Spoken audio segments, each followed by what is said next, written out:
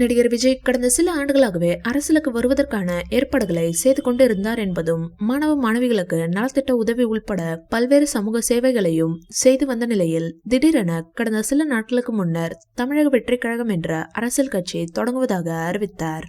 மேலும் வரும் பாராளுமன்ற தேர்தலில் தங்கள் கட்சி போட்டியிடவில்லை என்றும், 2026ஆம் ஆண்டு நடைபெறும் சட்டமன்ற தேர்தலில் மட்டுமே போட்டி என்றும் தெரிவித்திருந்தார். எனவே அடுத்து வரும் 2 ஆண்டுகளில் கட்சியை வளர்ப்பது, கட்சிக்கு தொண்டர்களை சேர்ப்பது மற்றும் கட்சியின் கொள்கைகளை மக்கள் மத்தியில் கொண்டு போய் சேர்ப்பது ஆகிய பணிகளில் ஈடுபட உள்ளார். இந்நிலையில் தமிழக வெற்றிக் கழக தோழர்களின் உறுதிமொழி தொடர்பாக தற்போது அறிக்கை வெளியாகி இருக்கிறது.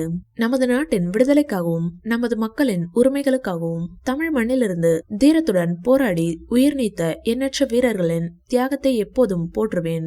நமது அன்னை தாய்மொழியை காக்க உயிர் தியாகம் செய்த மொழிப்போர் தியாகிகளின் இலக்கை நிறைவேற்றும் வகையில் தொடர்ந்து பாடுபடுவேன். இந்திய அரசியலமைப்பு சட்டத்தின் மீதும் இறையாண்மை மீதும் நம்பிக்கை வைத்து அனைவருடன் ஒற்றுமை, சகோதரத்துவம், மத நல்லிணக்கம், சமத்துவம் ஆகியவற்றை பேணி காக்கின்ற பொறுப்புள்ள தனி மனிதராக செயல்படுவேன் என கூறியுள்ளார். இந்த உறுதிமொழியை பார்த்த உதயநிதி ஸ்டாலின் சர்ச்சையாக பேசியுள்ளார். இந்த வீடியோ பிடிச்சிருந்தா லைக் பண்ணுங்க, ஷேர் பண்ணுங்க. மேலும் விஜய் சார் பற்றிய தகவல்களுக்கு எங்க சேனலை சப்ஸ்கிரைப் பண்ணுங்க.